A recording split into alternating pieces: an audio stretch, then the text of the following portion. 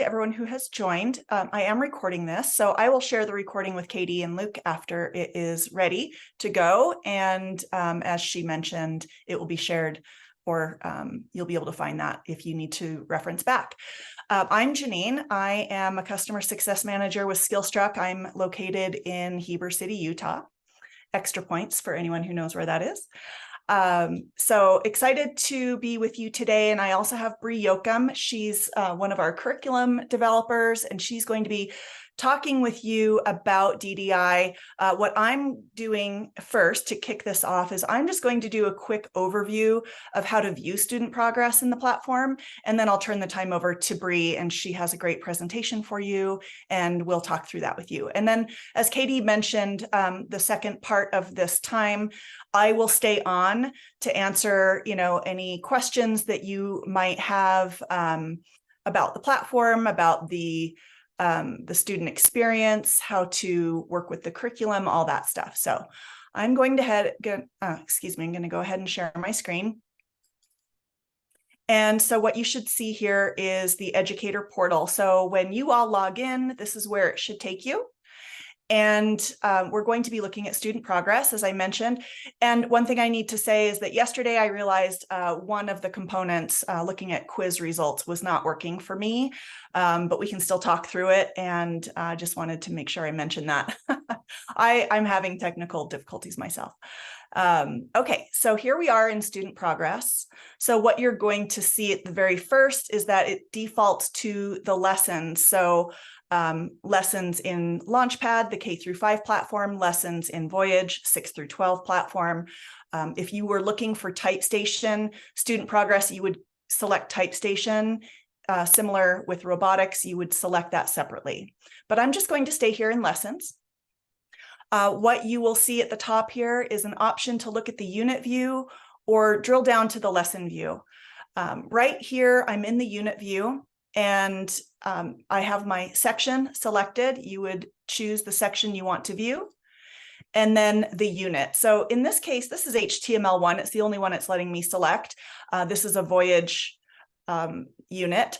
However, if you were looking for Launchpad units, it would say, for the unit, it would say the grade. For example, it would say grade 1, grade 2, and that would be what you would look for the unit.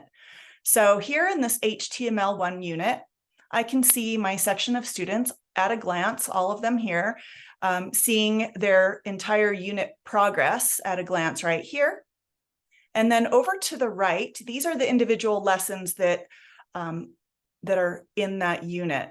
And you can easily go across and just quickly see who has completed what. If the circle is completely filled in, that means it's been completed. If it's gray out like this, it means it hasn't been started yet. And if you see one that's partially filled in, it's just in progress. So pretty straightforward there. What I'm going to do now is switch to the lesson view. This is where you can really drill down into their progress, both, again, looking at the section as a whole, or you can look at any particular student. So here we're in the lesson, just this one lesson, and you can switch between the lessons here. Here again is an overview of the entire section. All the students, again, you can see when they start, and these check marks indicate if it's been complete or not. So these are the components, the different activities that are within this specific lesson. So if I want to look at the analytics, looking at each one of these, you just select them right here at the top. So here is the checkpoint in this lesson. You again see the date and the time started and finished. You can see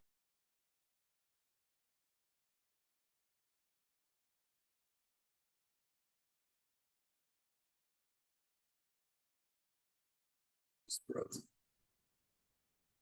Is it us frozen, or is it Janine that's frozen? I believe Janine's frozen. She's frozen for me too. Okay, good. I just want, not good, but I wanted to make sure that it wasn't us. Thanks, Bree. Yeah, no problem. Let me contact Janine. Oh, it looks like she might be logging out and then logging back in. Okay. Uh-oh, did I lose you all for a moment?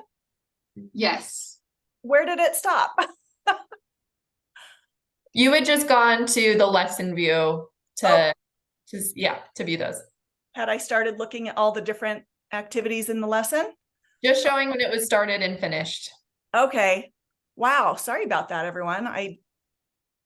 It just disappeared. Okay. So see my screen again? Okay, let me make sure it's still recording. It is. Okay, good. All right. So here we are in the lesson again, but now I'm looking at all of the different components that are in this lesson. So again, there's the checkpoint with the start and finish times, the attempts and the code the student submitted. The quiz will again do date and time, start and finish, and the attempts. Challenges will indicate of the 8 total challenges in this lesson, how many each student completed, and the code for the ones they completed.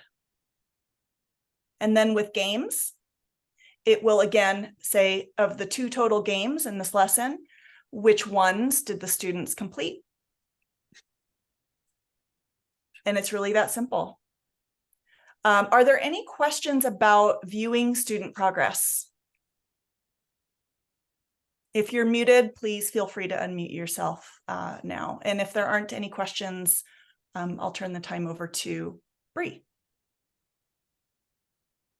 One of the questions that I've heard from teachers in the past is if you go over to the quizzes, it will show like quiz completed or quiz started, quiz completed, and then the time.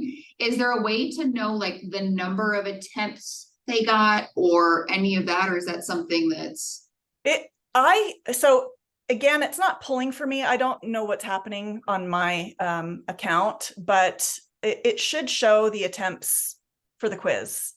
So if that's something that you're not seeing when you're looking at your students, please reach out to our support team. I'm actually going to be doing that myself because I still can't troubleshoot this on my own to understand why I'm not getting anything at all. But quiz attempts is included in the student progress. It should be. So yeah, that is something that should be popping up. Have you, Katie, have you had multiple teachers report that, or just? I think it's just this issue with the quizzes not showing up. I think that was the same concern that we weren't, because I went with them into the quiz and we weren't able to see the data that was specifically underneath there. It was the similar, just grade bars. So, similar to what I'm showing you right now. Okay. Yes. Yeah. Okay. Well, that's helpful. Yeah. Okay. So just know that this is most likely just a bug that we're experiencing that I'm going to double check and make sure if it hasn't yet been reported by someone else, that I'll report it and I'll let you know, Katie, so you can share with everyone else what the status is on that. But thank you for bringing that up. I did not know that anyone aside from myself was experiencing that. So good to know. But yeah, so for everyone on the call, once this is resolved, the number of attempts will show for quizzes. Any other questions?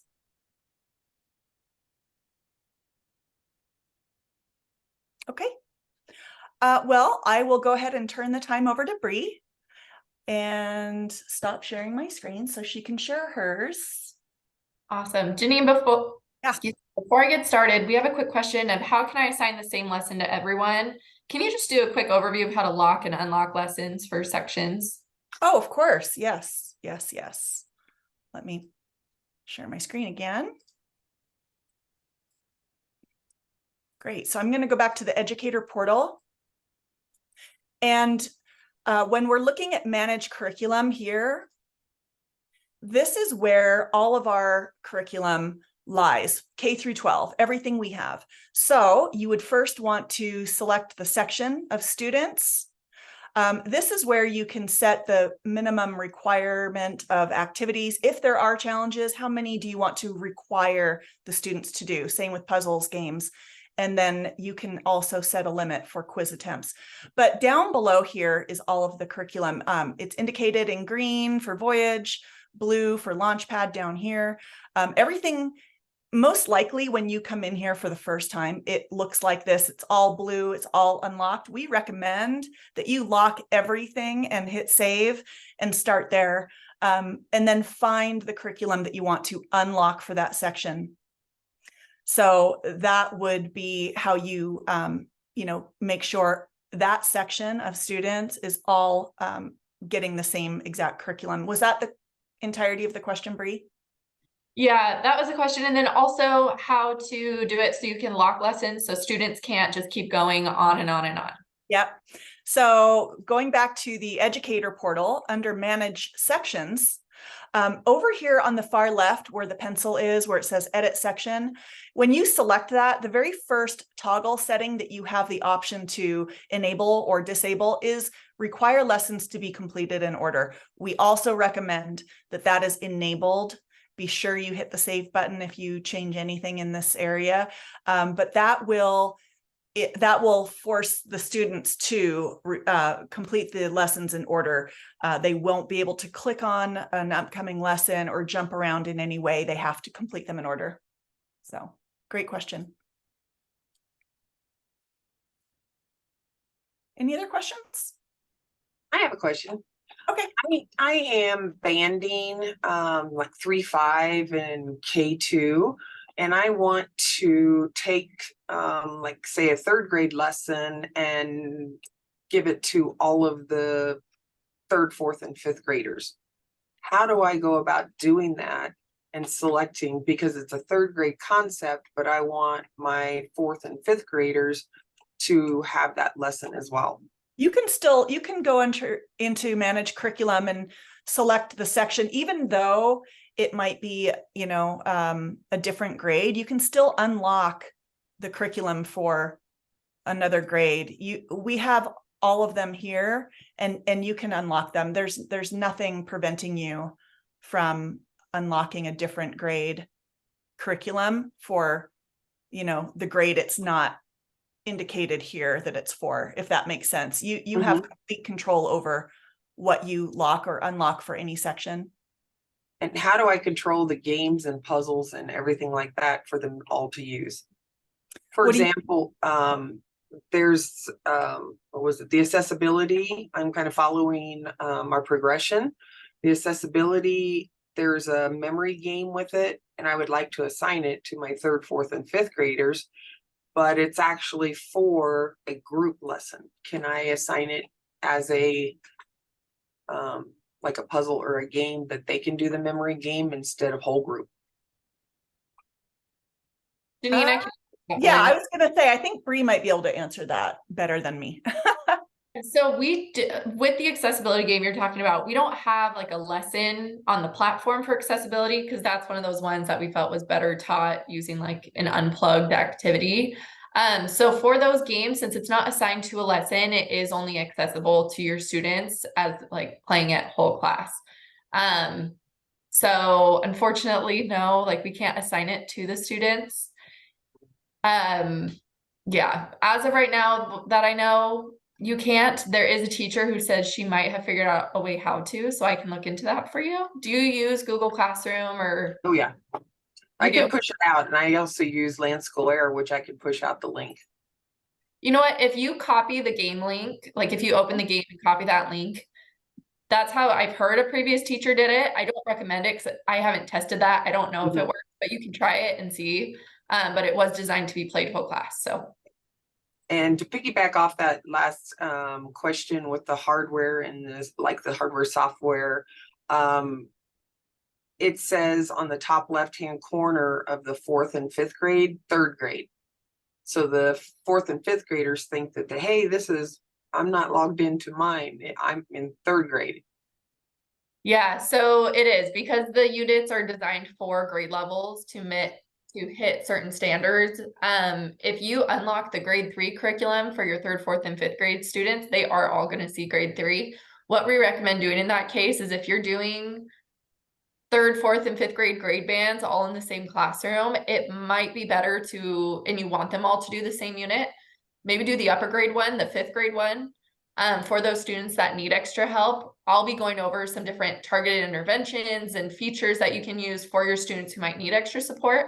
But ultimately they're learning the same concepts. And so we can talk more about that. So I would just assign the upper grade level, and then if they need help, we can go from there. And if teachers are still having some issues with logging in or lesson progressions or, kind of that initial training that we went through this summer that you might have not been able to attend, reach out to me or your digital coach and we can set up a time to kind of do a little bit more of an in-depth conversation around that so that we can focus today more on that assessment piece. Perfect. Thanks, Katie. All right, I'm going to go ahead and turn the time over to Bree. So I'm going to stop sharing my screen so she can share hers. And she's got a really great presentation to walk through. So thanks everyone, and I'll monitor the chat, kind of switch places with what Bree was doing. Perfect. Thanks, Janine. I appreciate it. Hi, everyone. So yeah, my name's Bree. Just a little background on myself is I used to be an elementary school teacher as well. While I was teaching elementary school, I kind of started exploring computer science and coding with my students and really gained a love for it. And so that is ultimately what brought me here to Skillstruck. I design all the curriculum for elementary. So K through 5 I work with. I used to teach 6th grade as well. And so I feel lucky enough to have had experience teaching most grades in elementary school and being able to now design curriculum for them. So we are going to just sit and discuss data-driven instruction today. If you guys have any questions, please feel free to put them in the chat. Also, you can come off mute and we can answer those, but I'm going to also leave some time at the end for questions so that we can try and address those needs. So we'll just go ahead and get started. We are talking about data-driven instruction. You'll hear me interchangeably use that term or DDI today. But we're going to more specifically just be talking about how we can use the data that we provide you at Skillstruck, how we can use the interventions we provide you so that you can be supported in using DDI in your classroom. So just a quick overview of today's agenda. We're going to first talk about what is data-driven instruction. We'll discuss the 5 components of DDI. And then we're going to follow that with talking about our platform's targeted interventions and accessibility features and how they can help your students who might need some extra support. So basically by the end of this, we want you guys to know the features and the resources that can help you do this in your own classrooms. And then we'll, again, be sure to leave some time for questions at the end. So just kicking it right off, what is data-driven instruction? Data-driven instruction is when we take the student data we have to improve not only our own teaching practices, but help improve how our students are learning and performing. So ultimately, the goal is to lead our students to better learning outcomes. Now, as you can imagine, there's a really strong emphasis in DDI on what's called evidence-based decision-making. Reason being that looking at the evidence, AKA the data, that's going to help you guys as teachers provide better, more targeted instruction to support your students. So basically, in summary, DDI is when you take your student data, you see how the kids are doing with what they're learning, and then you're making adjustments to how you're teaching your students to help them improve and learn a little more. So the 5 key components of DDI that we're going to talk about are those that you see here. The first one is data collection, then data analysis, and then we have targeted interventions, monitoring and adaptation, and finally feedback and improvement. So this is kind of the components of DDI that we're going to go through. We're going to discuss each one and how here at Skillstruck we can help support you guys in each of those. First up is data collection, which Janine just beautifully showed you all. You can collect that data on Skillstruck by navigating to that educator portal. Taking a look at that data, you're going to see the numbers, the completions, the assessment results, the typing scores, number of attempts, all of that you can find there in that educator portal where it's that student progress dashboard. Once you get to lessons like the HTML lessons for those upper grades, you can even see student code. You can see specifically what they coded. You can see their submissions. And you can even compare it to the answer key if you want to see the comparison between the two. So because you guys just got that walkthrough, I'm not going to spend much more time right now on this, but if you do have questions, again, feel free to put them in the chat or we'll have questions at the end as well. So now we're going to kind of keep this data collected in mind, and we are going to move on to the next step, which is data analysis. And again, Janine, if there's questions popping up in the chat, I don't have eyes on it right now, but feel free to interrupt me and I can help answer those. Okay, so as we know, data analysis, it's when we get to stop and look and analyze the data. This is where we get to identify where our students might be struggling or what their specific needs are. Identifying those needs are what's going to ultimately help us know as their teacher where we can support them. So once you get to HTML, looking at the data, you'll be able to see like how many attempts the quizzes took your students or how many attempts the checkpoints took for them, which is going to be your best indicator of how well students understood that concept once you get to HTML. As you guys are doing the puzzles, which you know, here at the beginning of the school year might be what you guys are more familiar with at this time. Our puzzles are completion based and not attempt based. Reason being that your students are going through and coding the puzzles and they might be clicking run multiple times just to be like, okay, where does this put me on the puzzle? So we didn't want to make it attempt based just because it might look like they hit that run button like 30 times, but it's just so they can keep track of where their code is. So we made them completion based so you can see which students completed the puzzles. So as students are practicing those, your personal observation of your students is likely going to be the best indicator of how they're doing. If they have a lot of questions, if they, if they need kind of extra support in the classroom, knowing what to do, your own personal observation is probably going to be the best indicator in these beginning lessons. But if you go onto the data and you see, oh, this student has completed all 10 puzzles and this student completed maybe 1 or 2, that will give you an idea of, okay, who are my fast finishers and which ones might need some extra support. So once you've gone on and analyzed the data and seen which students might need some help or which students are flying through, these targeted interventions are going to help you personalize the strategies that you're using in the classroom to help your students, specifically to help those students who might need some extra practice and might need some extra support. So some common targeted interventions are that individualized instruction, that one-on-one time with them, the small group instruction, and some additional practice activities. So these are just common interventions. We'll get more specific about what interventions we have worked into our platform that you guys can toggle on and off for your sections. You can, what's the word I'm looking for, enable on their student profiles to kind of help them. But just one story that I wanted to share with you guys of one of our current users who is using DDI in their classroom is we have a teacher, they were doing a drawing shapes lesson. It's in our Python game design course. So granted, it is a secondary course, but it's an example nonetheless that I wanted to share with you all of someone using Skillstruct, using the data to inform their instruction. This teacher's students, they had to code certain shapes to create this image of a cow. All right, that was the challenge for this lesson.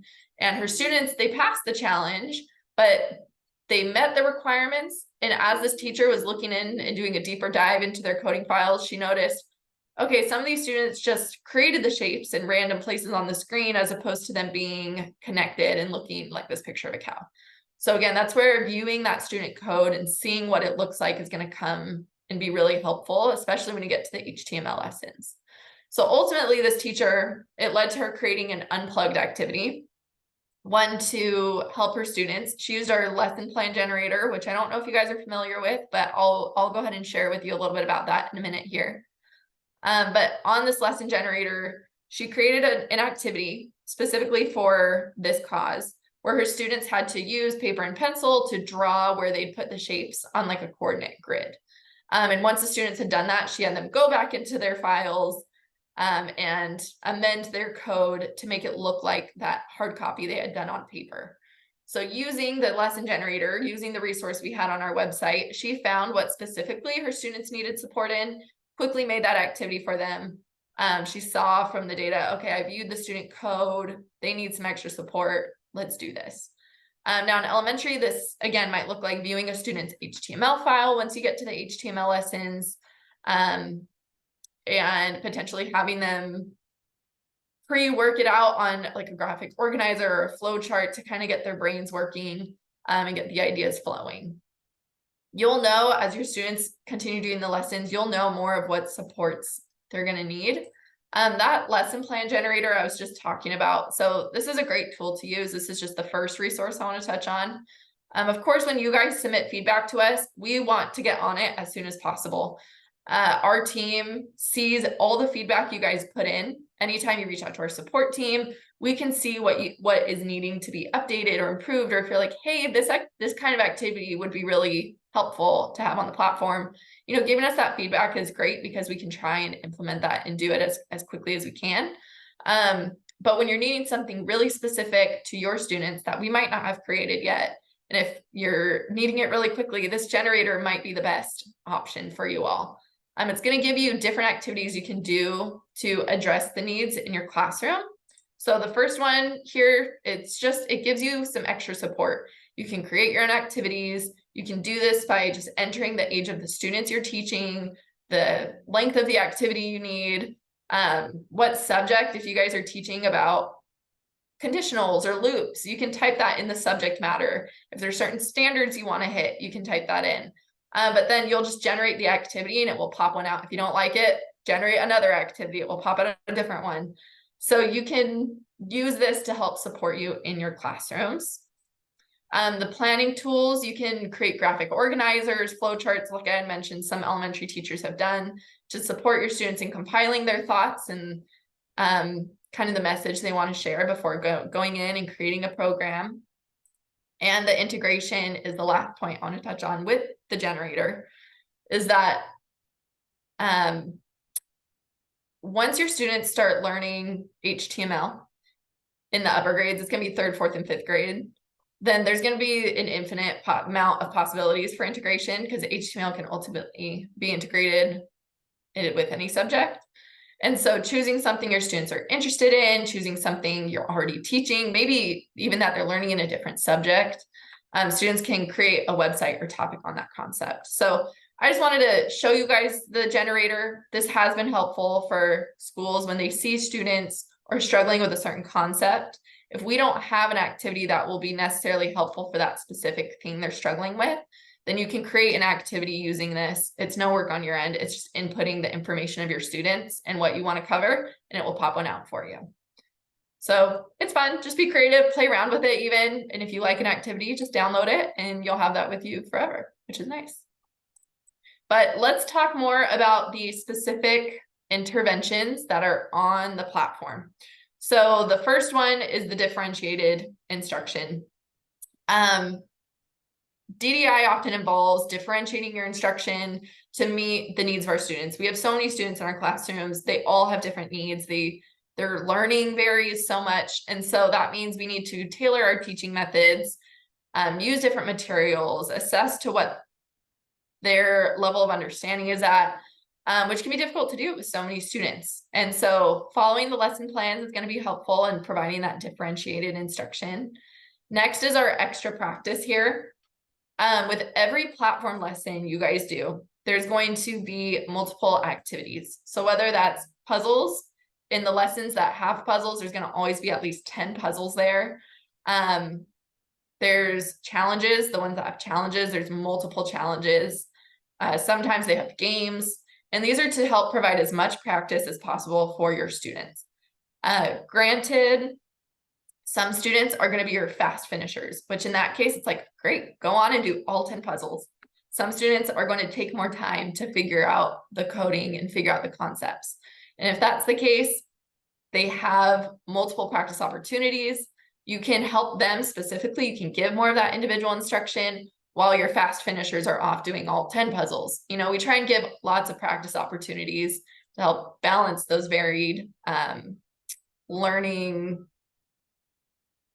learnings in our classroom. Along with this, we also have coding playgrounds.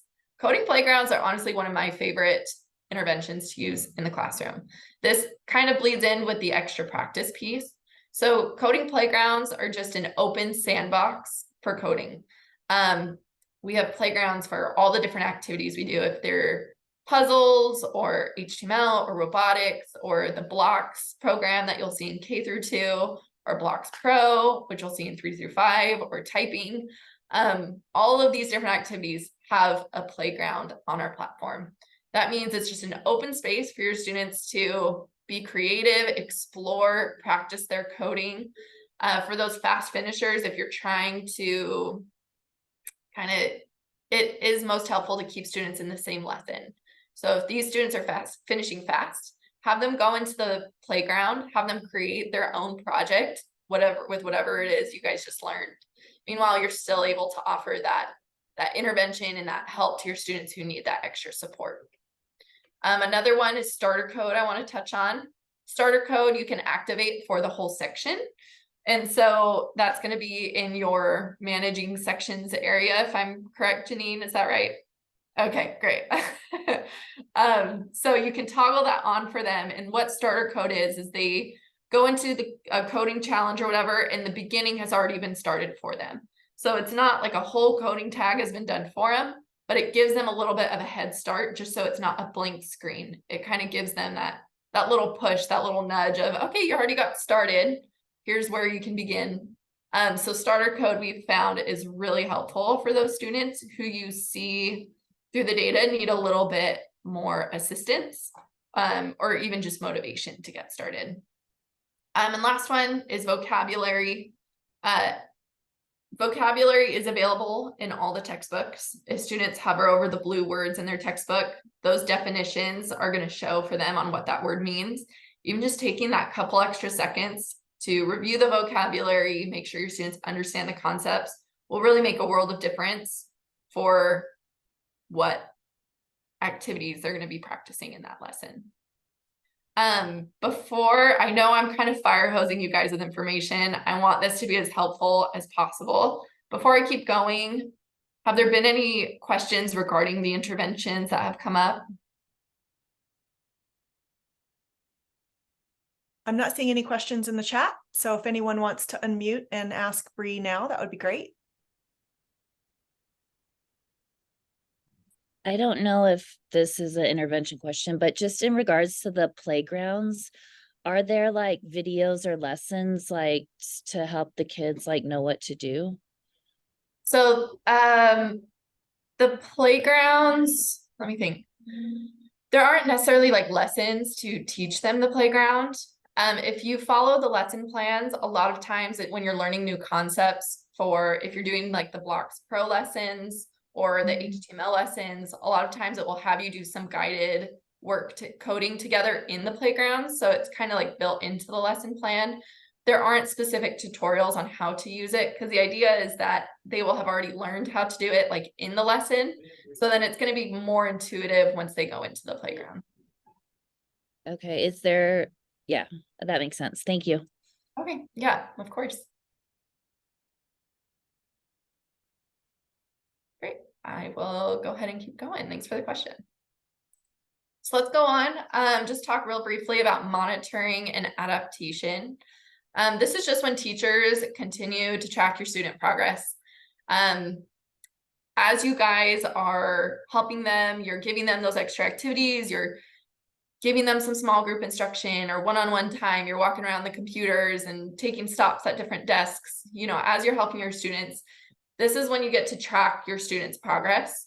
You can make adjustments to those interventions as needed. This monitoring is what's going to help you determine if what you're doing and providing for them is effective or not. If it's not, that's fine. You get to adjust, you get to adapt your teaching strategies and try different approaches until you see the interventions are helping your students improve. So this is really just, okay, is this working? Is this not working? And then the last step of the components is this feedback and improvement. So there's really this ongoing cycle when you're using DDI in the classroom. It's this loop where you're going to gather the data, you're going to analyze the data, you're going to decide different instructional things you can do to help your students. You're going to do those things. And then after you do those things, right, it's, okay, did that work? I'm going to gather data, I'm going to analyze, see if it worked. If it did or didn't, I'm going to change my instructional decisions and then I'll try this new thing. It's just this ongoing loop that you're going to be in.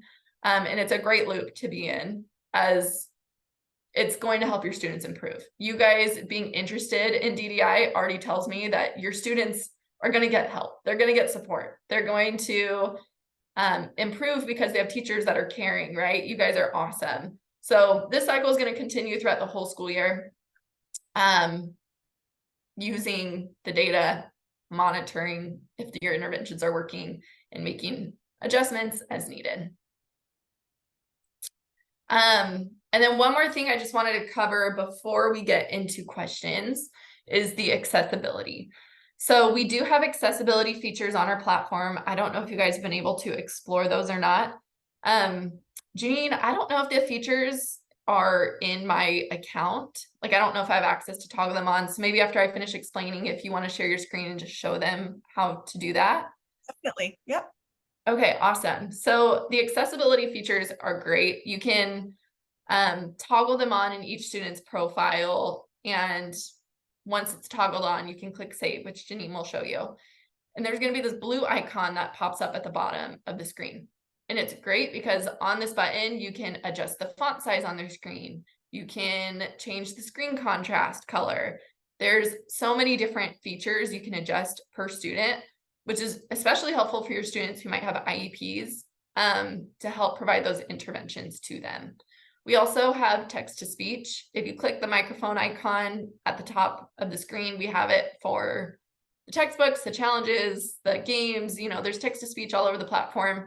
It's going to read the text aloud to your students. So students who might be lower readers, we have that available to them to kind of help assist them in this learning. So those are just kind of the different interventions I wanted to show you guys.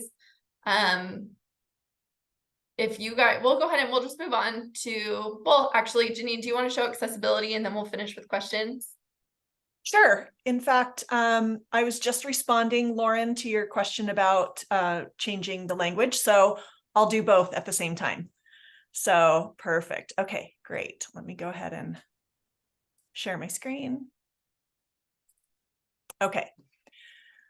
So I'm going to go into, I'll go into Launchpad as the teacher view. Now, the accessibility and the language is something the student needs to do in their own, from their view. It's not a functionality that a teacher would turn on from their settings for the, you know, for any student, but you can certainly help a student when they're here. So I'm going to go ahead and select the View My Profile at the top here, and you'll see right here is the option to switch from English to Spanish. If you do that and hit save, everything in the platform is translated into Spanish. Our text to speech is translated. So this is where a student can change their language. And then the accessibility features is right here. As soon as we turn this on and we select save, that is when you'll see the accessibility icon pop up. And these are all of the different settings that are, you know, optional. Again, this is a student would need to do it, but if they need help, that's where you can direct, you know, them to go to their profile and select that. And you only have to do it the one time, and then this is available. So all of these settings are here. Now, if a student does enable this and they come in and they click on a bunch of things and it kind of maybe gets a little messed up, or they enabled something they didn't mean to and they don't know how to undo it, you can help them reset it. At the very top, there's a reset settings button. So I always like to point that out. There you go. Anything else you want me to show, Bree, with those two things? No, I think that's it. We can go on to questions, which we actually, Janine, you might be able to answer this one better. We just got a question about TypeStation and if there's a way to adjust individual student speed or accuracy settings. There is not a way to set a target words per minute or accuracy for a single student. It's by section. So it would be, as you all probably know, here in managed sections, the TypeStation settings are separated out here. And this is where you would set those. But again, it's by the section, not for a student.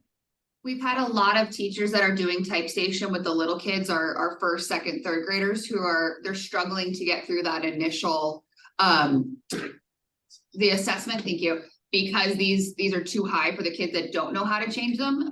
So what you can do, David, if that's what you're looking for, is change those numbers to a lot lower, give them more maximum attempts, drop the accuracy and the words per minute down, and that'll let them get through the initial assessment so they could go on to that practice. Actually, I turned the assessment off for the first and second graders because it was just giving them way too much stress. My question was more based around older grades, older students who may need that differentiation piece.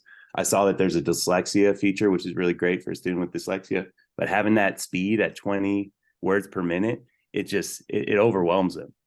And he's got 5 or 6 lines of typing that he has to do. And he doesn't have the stamina because he's reading on a kindergarten reading level. And so at that point, if you can't adjust it via, per student, then the type station doesn't really help him very much. So the one thing I want to mention real quick about this in general, goes for lessons, type station, everything, and DDI. So one of the things that, we were thinking as far as how to work with the students after you do gather that data, as Bree was talking about, if you determine students need to be kind of separated out into maybe different sections. We've recently discovered that when we have this integration with Clever, if a teacher renames their section or moves students between sections, it's breaking it. So it is possible to move students into their own section, and you could then target all of those settings just to that one student, but it would have to be done on the Clever side in order to properly integrate with us. And so I don't know if that's something that, I don't know how that would work. That would be on the Denver side of, excuse me, with Clever. And I don't know if that's possible. That would be, I don't know, Katie or Luke, if you know anything about that, but I just wanted to make sure I mentioned it because we talked about that here yesterday in preparation for this meeting today, because I didn't want a teacher creating a new section, just putting one student in there and then assigning that curriculum, because unless it's done on the Clever side first, it will not work, I'm told. So I just wanted to make sure I mentioned that.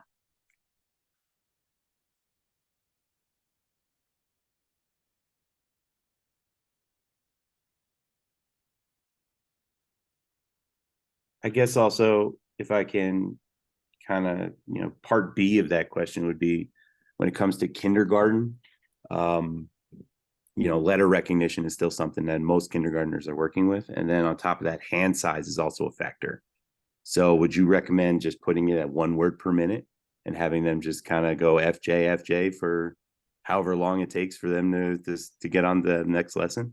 Because, kindergartners don't have the stamina for, say a lesson like that, and not having that differentiated piece between the lower elementary grades and the upper elementary grades kind of really sets back what, say, a previous app that we had did with typing and keyboard recognition and things like that. Yeah, ultimately, that's probably the best. It's hard because everyone's goal is different with typing. If in kindergarten, first and second, if your goal for them is just to get them like familiar with the keyboard, yeah, I would set that word per minute to probably like one word per minute, just to give them that opportunity so that they're not feeling any overwhelm.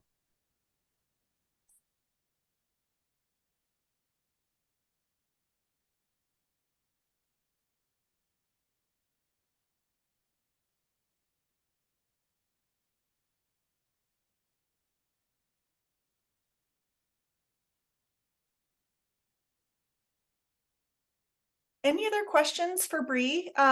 If not, then we can, I'll stay here again. I'm with you all until 11:30 for just general open office hours. But I have Oh, I have sorry, a go ahead. question. Yeah. So just about like the coding, it's in English because that's real world and it doesn't translate. Is that true for all the other countries in the world that its coding language is only in English?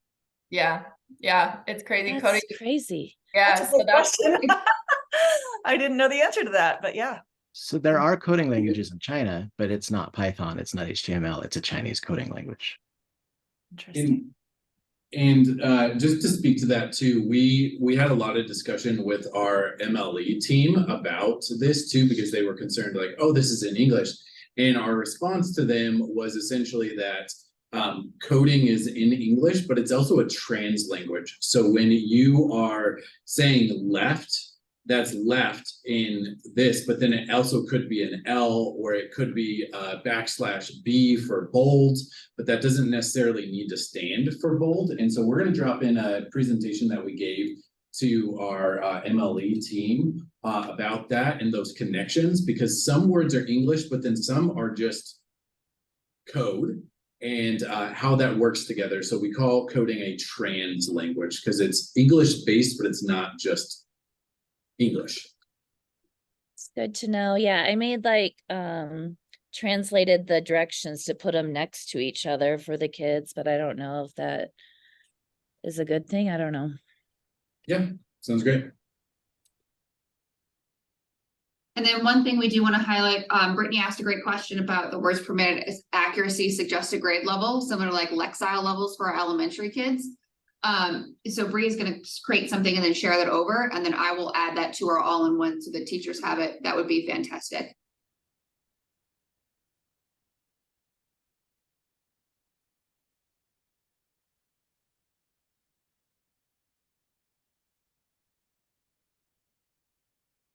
great. Well, if there's no more questions, I'm probably gonna hop off, but thank you all so much for letting me join you today.